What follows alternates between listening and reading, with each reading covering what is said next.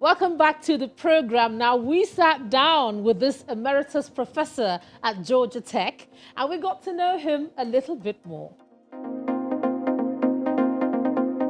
He attended St. John's College, Kaduna, Northwest Nigeria, where he set a record of coming first in all the examinations taken at the college during his teenage years. Professor Augustine Esogbue, now in his 80s, came to Tech in June 1972 as an associate professor. We sat down with him and he tells us how it all began in the early 1960s.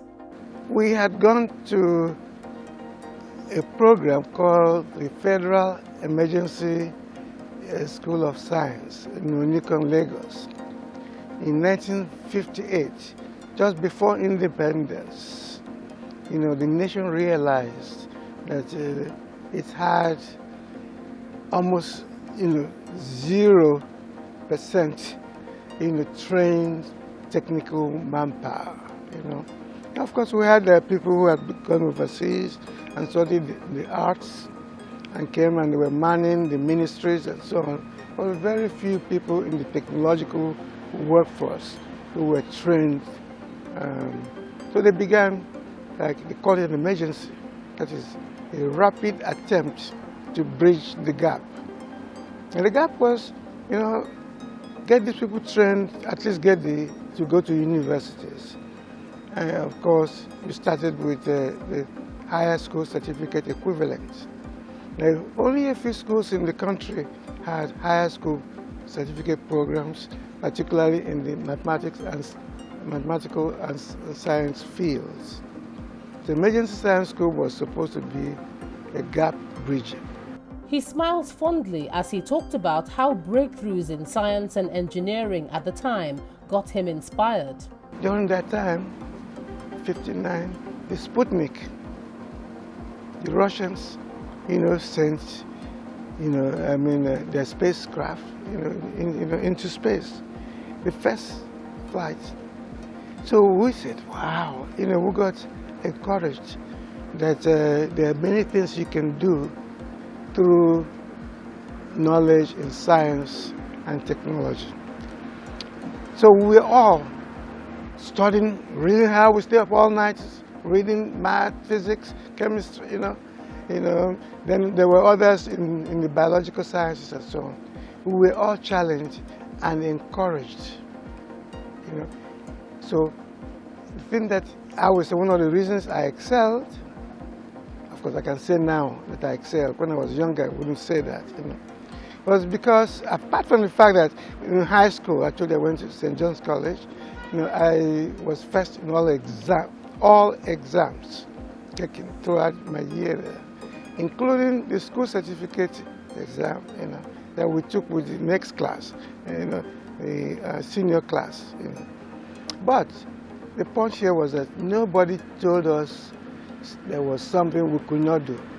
Armed with this strong dose of confidence, Professor Esogbue went on to become the world's first black person to earn a PhD in Industrial and Systems Engineering Operations Research. He remains considerably involved in several civic activities, stemming from the relationships and friendships he cultivated over the years with civil rights icons such as former U.S. Atlanta Mayor Andrew Young, who turned 90 not long ago.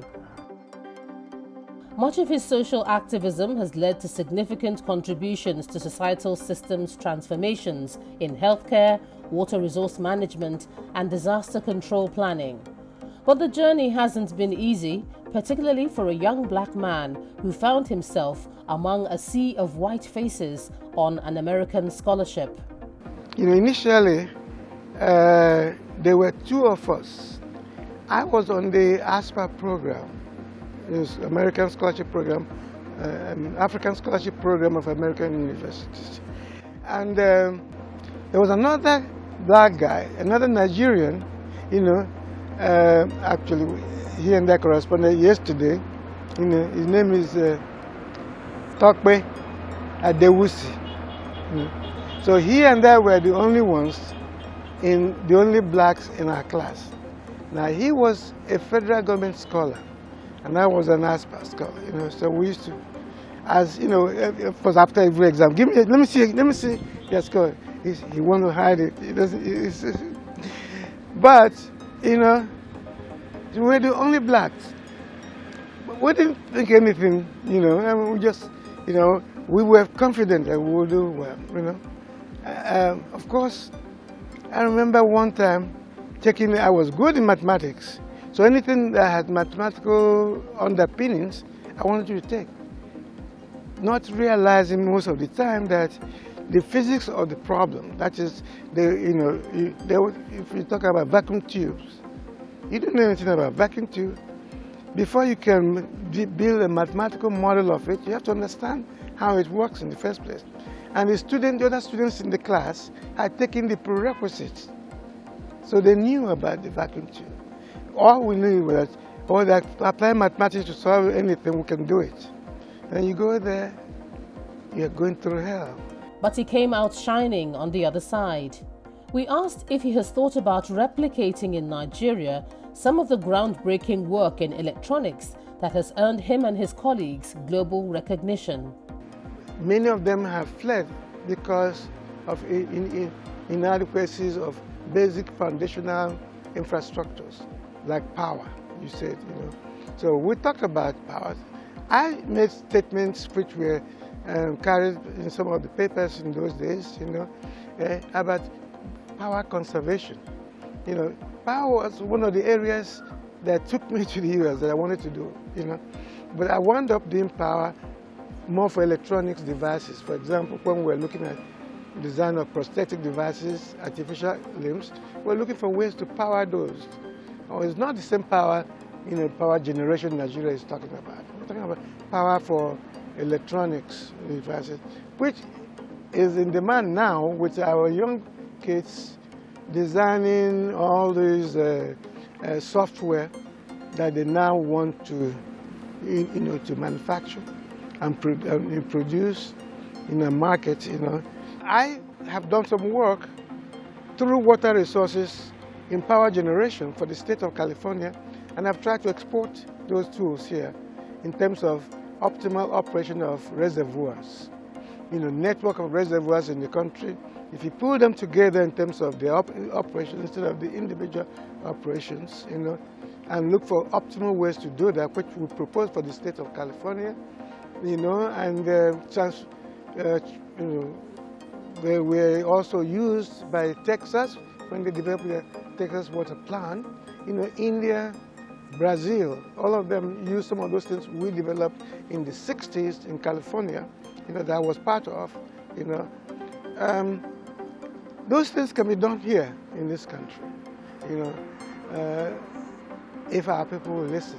Still, he's passionate about Nigeria and citizens in the diaspora, especially as it relates to exporting knowledge to solve problems back home. A number of us in the US, Nigerian, American-based technologists, we said, what is one of the biggest problems facing Africa, biggest problems facing Nigeria, that we can work on using our expertise, you know, in terms of exporting it. You know, we know that individually we may be deep experts in different areas, but a common ground was manufacturing. We felt this country has to start manufacturing its products in different, you know, not just consuming, producing, you know, but also producing things that it needs, you know. So we chose manufacturing as an area, and we began initially with our own money coming here, having workshops, and we were trying to upgrade the quality of Nigerians in manufacturing. So we're teaching them the latest tools in manufacturing, our products, because we know that other countries have done the same thing. You know, China, Japan, you know, they went and taught their people, you know. So we were coming here to give lectures, and we're trying to improve manufacturing processes, you know.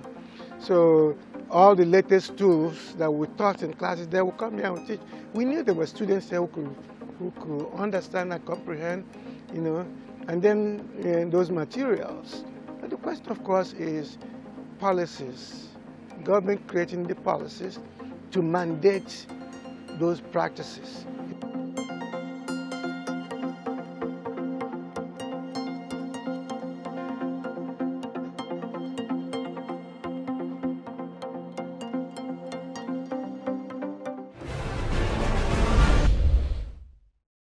What an inspiring story. Technological advancement is a major key to national development.